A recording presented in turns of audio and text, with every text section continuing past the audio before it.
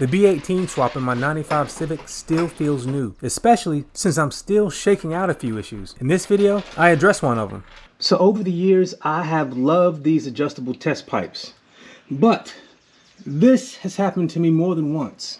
Driving along and it just comes undone.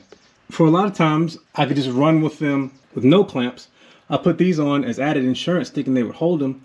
But in my mind, it was always a temporary solution. So now I'm gonna try something that is, I'm hoping, a more permanent solution. But first, I have to take off these clamps. Not to say that these aren't good in the proper application. I just don't think this is it. Of all the issues I thought I would have with the swap, this was the least of my concerns.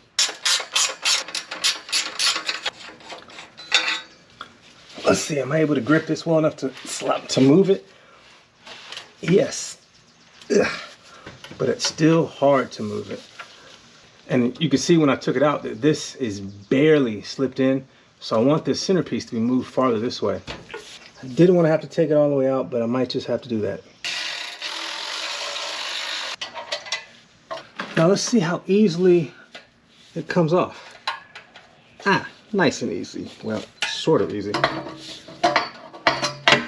Now the parts I got are some clamps that I hope will hold it better. And I don't want to weld it because I like the flexibility of being able to swap back and forth between B and D series engines. But yeah, I don't know if this is going to work. I can already tell this lump may be a little too big. It's meant to go like this and tighten down. Wait a minute, that actually might work. That actually might work. So I got two of them, one for each side. And they go together like this. Boom. What's the top and what's the bottom? This has to be the top because it has slightly rounded.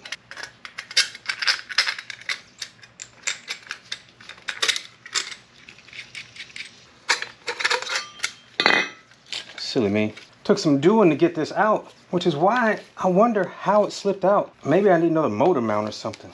Actually, since this, I did verify that I had a loose motor mount, and all of my motor mounts are not in the greatest condition. Again, the donor car was purchased from an insurance auto auction. So I'll put this side in till it stops. And that side is just touching, so I can still kind of rotate it. And I'm gonna tighten it and make sure this stays butted up against that one. But I do like the look of these. I didn't realize it came with washers, and I'm just going by the product photos that the washers go on the side with the nuts. So boom, boom. They're a locking style washer. Help keep it in place under the vibrations it will experience. Go ahead and put this one together. All right, let's go back under the car. My damaged headers could also contribute to this test pipe slipping off. It's not mounted properly, but I had to roll with what I had. I will be addressing this at some point. So we're back under the car, and you see that is not that much overlap for this onto this, but with this it's quite a bit more overlap. And I didn't put that much in here, so I'm hoping this will be the solution to my problems.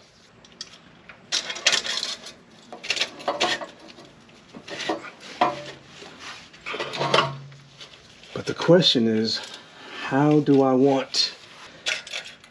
I definitely don't want, well, I guess I can do them like that.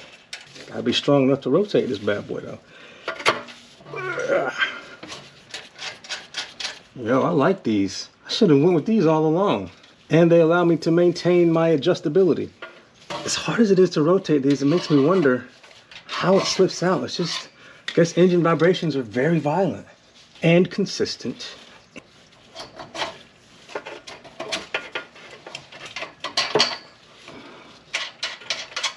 All right, I finally got it lined up.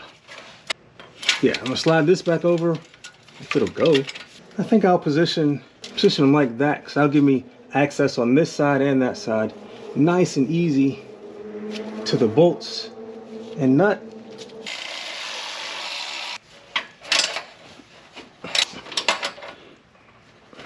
All right, I want that to be a little better lined up, but it will serve its purpose. And I'm just now realizing that the ID of the exhaust is larger than the ID of the test pipe. Maybe I noticed before and just forgot.